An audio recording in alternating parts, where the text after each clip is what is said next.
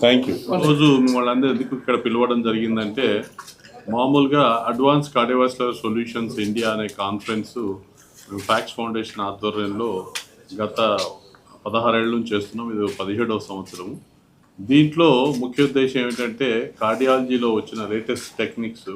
ఇప్పుడు ఇంతకుముందు చాలామంది మీకు తెలుసు ఆపరేషన్లు ఎక్కువగా అవుతుండే, దాంట్లో ఫస్ట్ హార్ట్ అటాక్ల వాళ్ళకి స్టెంట్లు అవుతుండే, దాని తర్వాత వాల్వ్స్ వాళ్ళకి హార్ట్ వాల్వ్ కవాటాలు మార్చడం జరుగుతుండే. ఇవన్నీ కూడా ఇప్పుడు టెక్నాలజీ ఎవాల్వ్ అయిన కొద్దీ కటింగ్ అంత లేకుండా, కోత లేకుండానే చిన్న చేతి ద్వారా కానీ కాలు రక్తం ద్వారా కానీ ఇవన్నీ చేస్తున్నాం. వీటన్నిటిని పర్క్యూటేనియస్ టెక్నిక్స్ అంటారు.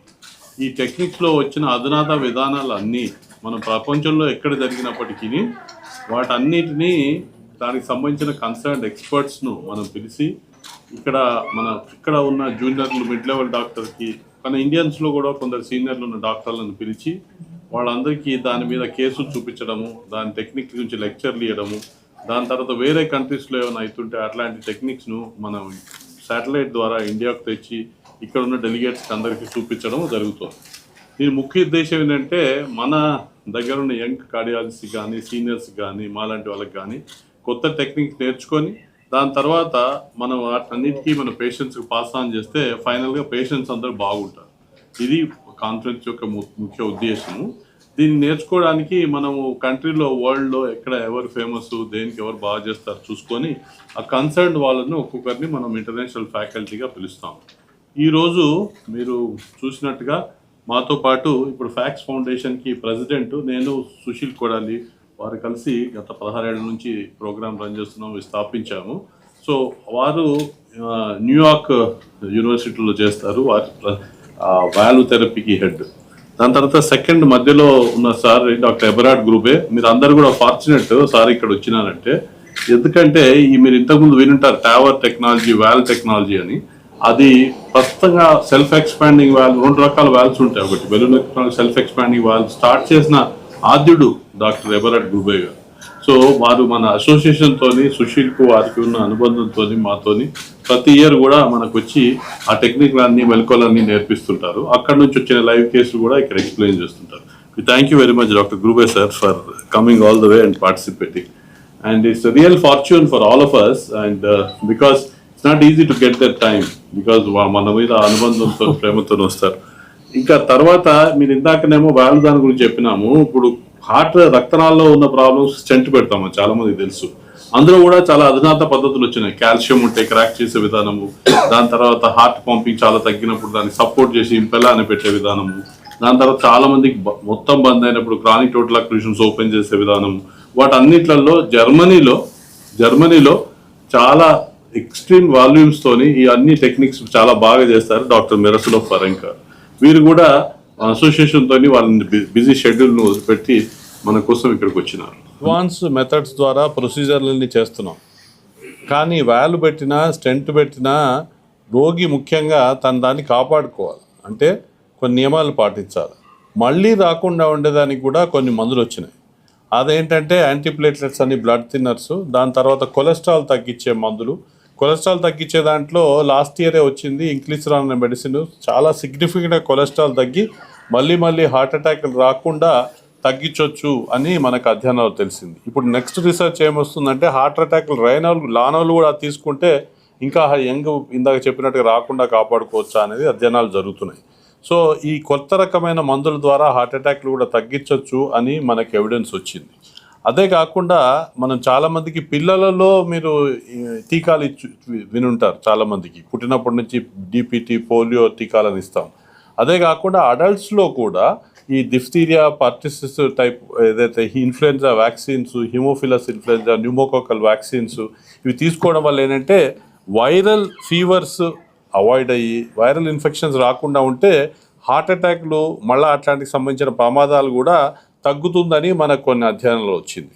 కనుక అడల్ట్ వ్యాక్సినేషన్ ప్రోగ్రామ్ కూడా ఇంపార్టెంట్. అంటే మనకు పెద్ద అయిన వాళ్ళకి వ్యాక్సిన్ తీసుకోవడం ఏంటనేది మనం అందరు సర్ప్రైజ్ కావచ్చు. కానీ అధ్యయనాలు ఏం తెలిసిందంటే, ఇండికేషన్ వైజ్ క్లాస్ 1 ఇండికేషన్ అంటారు. అంటే తప్పక చేయాల్సిన పని, బెనిఫిట్ ప్రూవ్ అయిందనేది. ఈ వ్యాక్సినేషన్లు కూడా తీసుకుంటే, మీరు చాలామంది వినింటారు కోవిడ్ టైమ్స్లో కోవిడ్ వ్యాక్సిన్ వచ్చింది, అది కూడా ఒక గైడ్ లైన్స్లో వచ్చింది. అలాంటివి కాకుండా I can't go into details of all the diseases, all vaccines, కానీ దానికి షింగిల్స్ వ్యాక్సిన్ అని, ఇంకా దాని తర్వాత దగ్గు, న్యూమోనియాలు రాకుండా తీసుకునే ఎస్పెషలీ హార్ట్ పంపింగ్ తక్కువ ఉన్న వాళ్ళు, హార్ట్ అటాక్ వచ్చి పంపింగ్ తగ్గిన వాళ్ళకి అది తీసుకోవడం వల్ల ఇంకా లాభం ఉంటుందని వచ్చింది. సో మా కాన్సెప్ట్ ఆఫ్ ఈ మీటింగ్ ఇంకో ముఖ్య ఉద్దేశం ఏంటంటే ఇంటర్వెన్షన్ చేయడం నేర్పించడమే కాదు, మళ్ళీ రాకుండా దానికి ఎట్లా ప్రివెంట్ చేయాలా, ప్రొసీజర్ చేసినాక ఎటువంటి ఇంజెక్షన్స్ తీసుకోవాలి, ఫాలోఅప్లో ఎట్లా చేయాలనేది కూడా మనం డిస్కస్ చేస్తున్నాం. అందుకనే జస్ట్ హైలైట్ చేయడానికి వాళ్ళు అక్కడ ఒక వ్యాక్సిన్, దాని ఉద్దేశం జనరల్గా తెలియదు కనుక అడల్ట్ వ్యాక్సినేషన్ ప్రోగ్రామ్ అనేది కూడా అక్కడ పెట్టడం జరిగింది. పైన వీళ్ళ పార్టిసిపేట్ చేసే డాక్టర్లకు సంబంధించి వాళ్ళకి దాంట్లో కొంచెం కన్సెషన్లో కూడా ఆ డ్రగ్స్ అని ఇవ్వడం జరుగుతుంది. అంటే మీరు వినే ఉంటారు, వంశపారంపర్యంగా కొన్ని జబ్బులు వస్తున్నాయి. అవి హార్ట్ అటాక్లు కూడా మన తాతలు ముత్తాతలు ఉన్నాయంటేనే మన తండ్రికి అన్నలకి ఉన్నాయంటే, ఆ చెల్లెళ్ళకి ఉన్నాయంటే కొంచెం మనం భయపడతాం. అది వంశపారంపర్యంగా రావచ్చు. దాన్ని ప్రివెంట్ చేయడం ఎట్లా? కొలెస్ట్రాల్ ఎక్కువగా ఉండొచ్చు, దానివల్ల కొన్ని కరెక్ట్ చేసినా కానీ మనకి హెరిడిటరీ డిసీజ్ అంటాం, అది అవాయిడ్ చేయడానికి ఈ వ్యాక్సిన్ తీసుకుంటే హార్ట్ అటాక్లు తగ్గచ్చేమోనన్న ఆశతో వ్యాక్సిన్ కూడా కనిపెట్టారు. అది ఇంకా అధ్యయనం బాగా జరుగుతుంది. కొందరు కొన్ని అయితే మందులు వచ్చేసినాయి ఆల్రెడీ మార్కెట్లోకి, ఇంకా కొన్ని వస్తాయి ఇంత ఫ్యూచర్లో.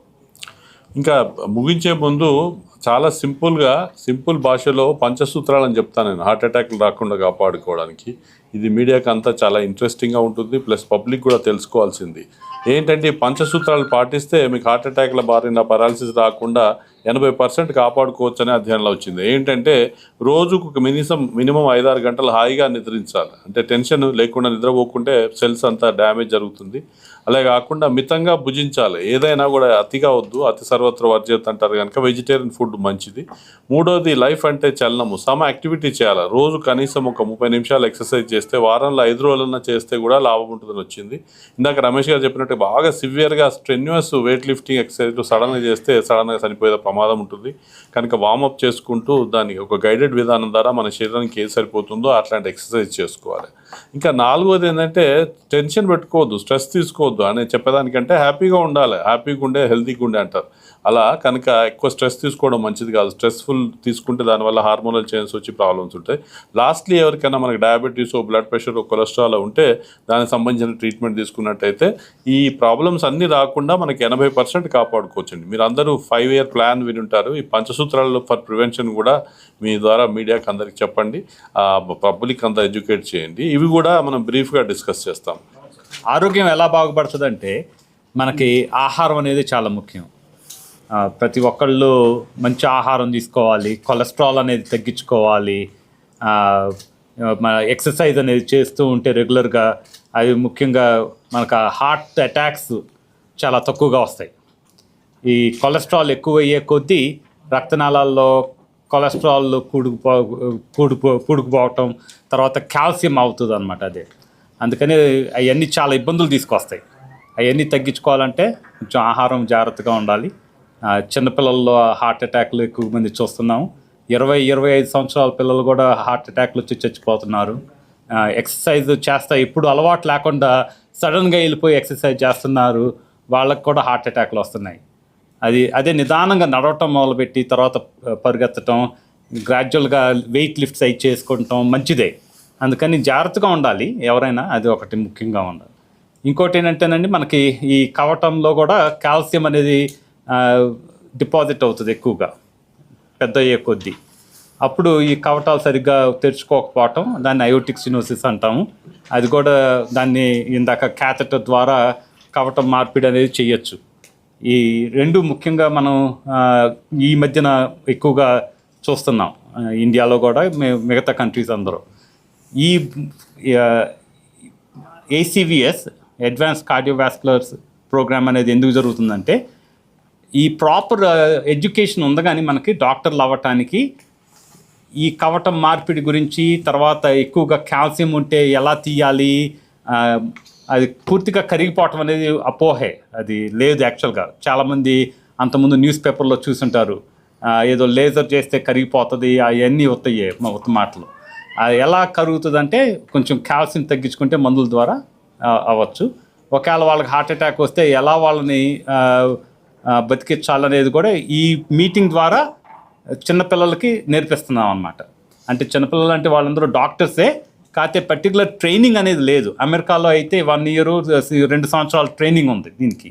ఇక్కడ ఆ ట్రైనింగ్ లేదు కాబట్టి ఈ మీటింగ్ జరుపుతా ఇట్లా లైవ్ కేసెస్ అనేవి వేరే కంట్రీస్ నుంచి ఇక్కడి నుంచి వాళ్ళకి చూపెట్టి ఎలా చేయాలనేది ఇక్కడ మాట్లాడుతూ ఉంటాము. వాళ్ళు అక్కడ ప్రొసీజర్ చేస్తూ ఉంటారు.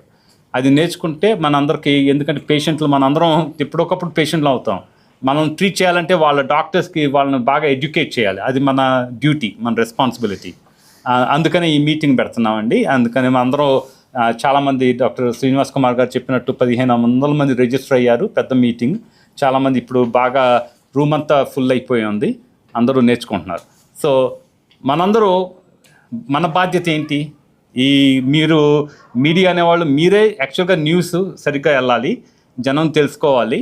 ఏంటంటే ఆహారం అనేది ముఖ్యం, ఎక్సర్సైజ్ అనేది చాలా ముఖ్యం.